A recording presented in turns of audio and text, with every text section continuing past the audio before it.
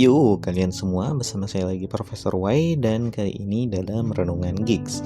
Dan untuk kali ini saya akan sedikit membahas tentang buku yang sudah saya baca dan sepertinya sudah saya baca 2 kali dan sepertinya juga baru kali ini saya ngeh dengan isi buku tersebut. Nah, jadi seperti ini. Nah, judul bukunya itu dari Robert Kiyosaki, Cash Flow Quadrant, dan ternyata Robert Kiyosaki juga aktif juga ya dalam menulis buku, mulai dari Rich Dad Poor Dad yang udah jadi bestseller di tahun 90-an mungkin ya, dan kemudian ada Business School, Cash Flow Quadrant, terus kemudian ada yang Why a Student bla bla bla itu dan lain sebagainya. Nah, dan ketika saya membaca Rich Dad Poor Dad yang dulu saya membacanya itu sekitar baru selesai magang semester 7 ya. Ya, jadi ya seperti itu dah. Dan sepertinya yang Cash Flow Quadrant ini sedikit lebih update daripada Rich Dad Poor Dad, dan saya juga gak tahu, udah lupa juga Rich Dad Poor Dad-nya kayak gimana, dan sepertinya saya kebanyakan bilang dan nah oke. Nah, dan ya, dan lagi. Nah, buku ini di situ Cash Flow Quadrant di sini menceritakan tentang cash flow, bukan cash flow sih, kuadran dari penghasilan orang. Jadi orang itu memiliki penghasilan itu dari mana aja itu dibagi menjadi 4, namanya kan kuadran. Ada yang kuadran di sisi kiri yaitu employee dan self-employed, wirausaha dan juga pegawai, dan ada yang sisi kanan yaitu businessman dan juga investor. Nah, itu adalah sumber-sumber mereka mendapatkan penghasilan. Entah pegawai menghasilkan pendapatan itu dengan bekerja kepada orang lain. Kemudian ada pengusaha yang di situ mendapatkan penghasilan itu dengan bekerja pada dirinya sendiri. Ya, kalau pegawai kalian bisa ambil sebagai contoh karyawan, atau mungkin karyawan, ya namanya karyawan, pegawai negeri dan lain sebagainya, itu adalah pegawai. Dan kemudian ada self employed atau wirausaha yang bekerja dengan dirinya sendiri, ya maksudnya kerja sendiri dan kemudian dapat hasil sendiri. Ya, contohnya kayak dokter yang buka praktek, terus kemudian pengacara, terus freelancer dan lain sebagainya. Nah, itu adalah sisi kiri kuadran.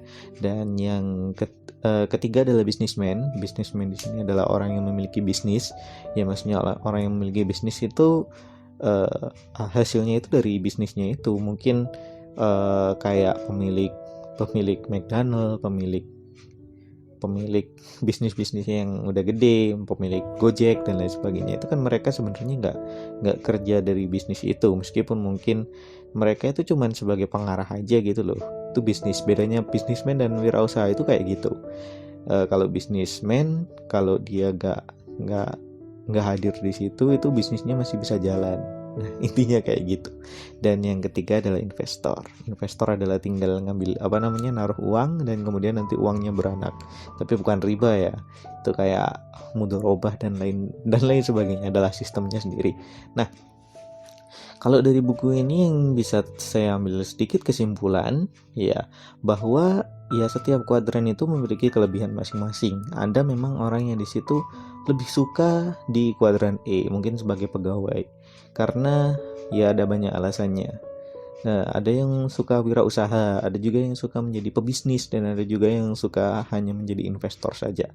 Dan setiap kuadran itu pasti memiliki kelebihan dan juga kekurangannya masing-masing. Nggak berarti bahwa seorang bisnismen itu lebih baik daripada seorang wirausahawan, karena bisnismen itu cuma duduk saja dan bisnisnya bisa jalan sendiri, sedangkan wirausahawan harus berjuang untuk menjalankan bisnis untuk dirinya sendiri. Atau mungkin tidak juga investor itu lebih baik daripada pegawai, karena pegawai yang harus bekerja sesuai jadwal, dengan investor cuma naruh uang. Ya, nggak seperti itu. Tetapi setiap kuadran itu pasti memiliki apa yang disebut kelebihan dan juga kekurangan. Dan sebagai manusia sendiri, ya jangan, karena saya melihat sendiri, membaca sendiri juga, Robert Kiyosaki di situ tidak mencela orang-orang yang lain. secara objektif ya, bukan berarti saya tidak akan mau menjadi budak perusahaan seperti kalian. Nggak seperti itu. Robert Kiyosaki di situ mencelanya mungkin bukan mencela sih sebenarnya, mengkritik secara subjektif saja, dan itu hanya pada pandangan dirinya saja bahwa saya lebih tidak suka menjadi pegawai daripada ya seperti itulah. Intinya dia tidak suka menjadi pegawai, tapi bukan berarti menjadi pegawai itu buruk. Nah itu ya itu, dan memang seperti itu juga sih. Kuadran-kuadran tersebut memiliki berbagai macam kelebihan dan kekurangan juga. Nah, kuadran-kuadran di sisi kiri yaitu ada yang employee atau apa namanya itu pegawai dan juga wirausahawan, itu memiliki keamanan. Sebenarnya bukan keamanan juga, tetapi pendapatan mereka tergantung pada usaha mereka. Sedangkan yang kuadran sebelah kanan, yaitu ada bisnis dan juga investor, itu pendapatan mereka nggak tergantung pada usaha mereka sebenarnya, tetapi kepada usaha orang lain. Bisnismen, pendapatan bisnismen tergantung kepada pegawai mereka. Sedangkan pendapatan pegawai ya tergantung kepada diri mereka sendiri. Kalau investor tergantung pada perilaku pasar. Sedangkan self-employed ya tergantung kepada seberapa keras dia bekerja. Nah, itulah yang di situ membedakan antara kuadran kiri dan juga kuadran kanan. Dan karena secara sumber mereka juga berbeda, bahwa kuadran kiri ditentukan oleh usaha mereka sendiri dan juga kuadran kanan ditentukan oleh usahanya orang lain, maka pastinya sikap-sikap dari orang-orang kuadran kiri dan kuadran kanan itu ya berbeda. Ketika kalian ingin di kuadran kiri, maka kalian adalah orang-orang yang harus bekerja keras, rela untuk bekerja. Kenapa? Karena penghasilan kalian ditentukan oleh kerja kalian, bukan oleh kerja orang lain. Dan kemudian orang-orang di kuadran kiri ini biasanya mindsetnya adalah mindset tentang keamanan. Maksudnya keamanan gimana? Bahwa ketika pendapatan mereka ditentukan oleh diri mereka sendiri. Ketika mereka bekerja cukup keras, mereka dapat mendapatkan keamanan, bukan kebebasan tapi keamanan. Jadi kayak ketika saya sudah bekerja seperti ini dan pendapatan saya segini, ya maka ya udah, selama saya terus bekerja seperti ini, ya pasti pendapatan saya segini. Nah itu statis seperti itu adalah orang-orang di kuadran kiri. Nah, sedangkan orang-orang di kuadran kanan yang mana Robert Kiyosaki sangat menyarankan kita untuk mengambil di jalur kanan, karena di situ orang-orangnya itu menginginkan kebebasan, menginginkan kebebasan juga. Tetapi tantangan di kuadran kanan adalah resiko. Kenapa? Karena kuadran kanan ini sendiri, penghasilan itu ada di tangan orang lain. Sebenarnya penghasilan ada di tangan Tuhan sih, tetapi perantaranya dari orang lain. Nah, kalau seorang bisnismen, bisnisnya itu tergantung pada sistemnya dan juga pada orang-orangnya. Apakah orang-orang pegawainya dapat dipercaya? Apakah mungkin bawahan-bawahannya dapat dipercaya?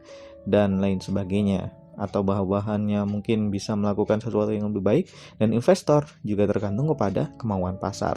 Ketika pasarnya memburuk ya seperti saat ini, ketika virus menyerang, ya pasti investor ya sekarang banyak yang rugi kalau menariknya sekarang. Nah itu, sehingga orang-orang di bisnis bagian kanan ini sendiri itu tantangannya adalah rasa takut. Sedangkan kelebihannya adalah orang-orang di kanan ini, mereka bebas melakukan apapun. Selama orang lain di situ bekerja, mereka itu bisa mendapatkan penghasilan. Tapi ketika orang-orang lain ini memboikot, nggak mau bekerja, maka mereka nggak akan dapat penghasilan. Nah itu bebasnya. Jadi orang yang di kiri di situ aman, maksudnya aman ketika mereka itu tidak harus tergantung kepada orang lain. Apa yang kamu kerjakan berarti akan kamu dapatkan. Dan kemudian sedangkan orang-orang yang kanan itu tantangannya adalah rasa takut. Dan sedangkan kelebihannya bisa bebas, bahwa kalian bisa bebas menuruti apapun yang kalian inginkan. Nah, oke, seperti itu. Itu sedikit ringkasan dari cash flow quadrant. Dan kemudian setelah itu ada tips trik dari Robert Kiyosaki untuk kalian yang ingin mencapai kebebasan dan mencapai kebebasan dan menyeberang ke kuadran sebelah kanan, karena kebanyakan sekarang masih banyak yang di kuadran sebelah kiri. Nah, mungkin renungan kali ini mungkin cukup segitu saja. Jangan lupa like dan subscribe untuk renungan-renungan yang lain. Terima kasih kalian semua sudah mendengarkan dan sampai jumpa.